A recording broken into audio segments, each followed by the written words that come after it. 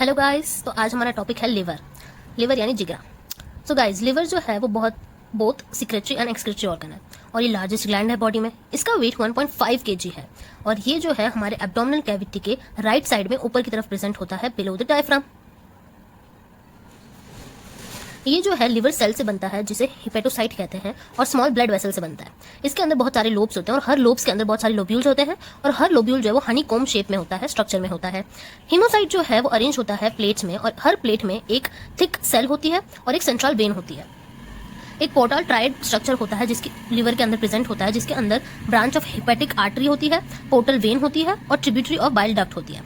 Liver में एक special type of cell present होते हैं जिसे कफर सेल्स कहते हैं। बाइलरी सिस्टम जो है इसे हम एक्स्ट्रा हिपेटिक बाइल सिस्टम भी कहते हैं।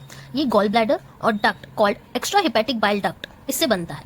बाइल जो सीक्रेट होता है वो हिपेटिक सेल में वो जो है एक थिन कैनालिकुलस में जाता है जिसे बाइल कैनालिकुलस कहते हैं। फ्यू कैनालिकुलस मिलके एक स्मॉल डक्ट बनाते हैं जो कि फॉर्म करते हैं right and left hepatic duct. ये हिपेटिक डक्ट ज्वाइन करके बनाता है कॉमन हिपेटिक डक्ट जो कि आगे जाके सिस्टिक डक्ट बनाता है गॉल ब्लैडर के लिए।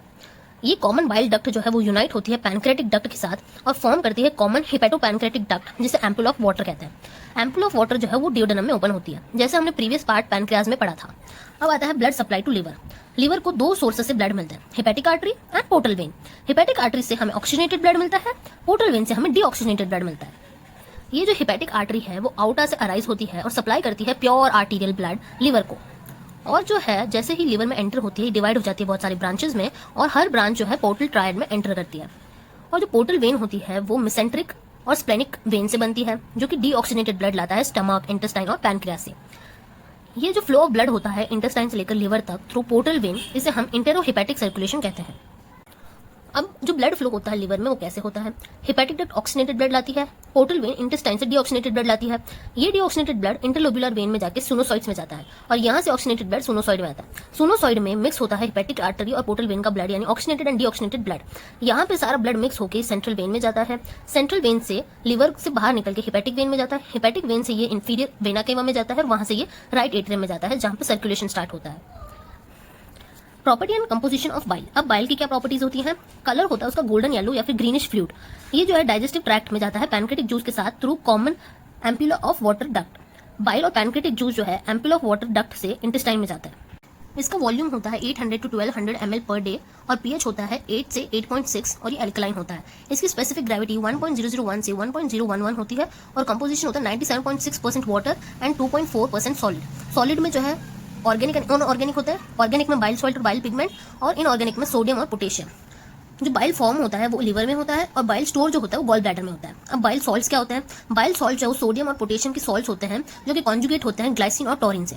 बाइल सॉल्ट्स जो है वो कोलेस्ट्रॉल से डिराइव होता है। हमारी बॉडी में 4 बाइल सॉल्ट्स प्रेजेंट होते हैं जिसमें से 2 जो है वो कोलिक एसिड और चीनो डीऑक्सीकोलिक एसिड हैं जो कि लिवर में पाए जाते हैं। इन 2 एसिड्स को हम प्राइमरी या फिर प्रिंसिपल बाइल एसिड कहते हैं क्योंकि हमारे इंटेस्टाइन लिवर में पहले प्रेजेंट होता है।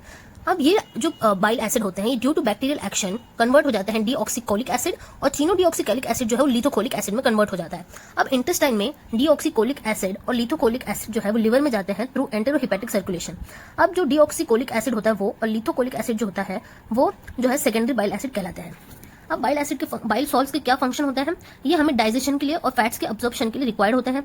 ये फैट्स का इमल्सिफिकेशन करते हैं क्योंकि लिपिड्स इनसॉल्युबल होते हैं वाटर में, तो बहुत सारे ग्लाइकोलाइटिक एंजाइम जो है लिपिड को डाइजेस्ट नहीं करवा पाते हैं क्योंकि इसका सरफेस टेंशन बहुत ज्यादा होता है। तो लिपिड क्या करता है, वो इनसॉल्युबल होता है तो वो बाइल के प्रेजेंट में लिपिड को जो है सॉल्युबल बना देता है, उसका सरफेस टेंशन रिड्यूस कर देता है और इसी प्रोसेस को हम इमल्सिफिकेशन ऑफ सॉल्ट कहते हैं। जब बाइल और लिपिड मिलते हैं तो एक चीज फॉर्म होती है जिसे मिसाइल्स कहते हैं और ये मिसाइल जो वाटर सॉल्युबल होते हैं और इजीली ऑब्जर्व हो जाता है। सेकंड इसका एक्शन होता है कोलोरेक्टिक एक्शन जो स्टिमुलेट करता है secretion of bile from liver. फिर आता है कोलगॉग एक्शन जो कि इंक्रीज करता है बाइल का जो है रिलीज करने का जो एक एजेंट होता है जो इंक्रीज करता है बाइल को फ्रॉम गैल ब्लैडर इनटू इंटेस्टाइन। फिर आता है लेक्सेटाइज एक्शन जो इंड्यूस करता है डिफिकेशन और लास्ट है prevention of gall stone formation. फिर आता है हमारा formation and circulation of bile pigment. जो सेनाइल इरेथ्रोसाइट यानी ओल्ड इरेथ्रोसाइट होता है, ओल्ड आरबीसी होता है, वो डिस्ट्रॉय होता है रेटिनोकुलम एंडोथेलियम में और हीमोग्लोबिन रिलीज होता है। अभी जो हीमोग्लोबिन होता है वो ब्रेक डाउन होता है इनटू हीम एंड ग्लोबिन और हीम जो है वो स्प्लिट हो जाता है इनटू आयरन एंड बिलिवर्डिन। आयरन जो है वो रीयूज हो जाता है, बिलिवर्डिन बिलीरुबिन में कन्वर्ट हो जाता है। बिलीरुबिन जब ब्लड में रिलीज होता है थ्रू एट्रिको एंडोथेलियम सेल्स, तो ये जब फ्लोट करता है ब्लड में तो इसे फ्री बिलीरुबिन कहते हैं।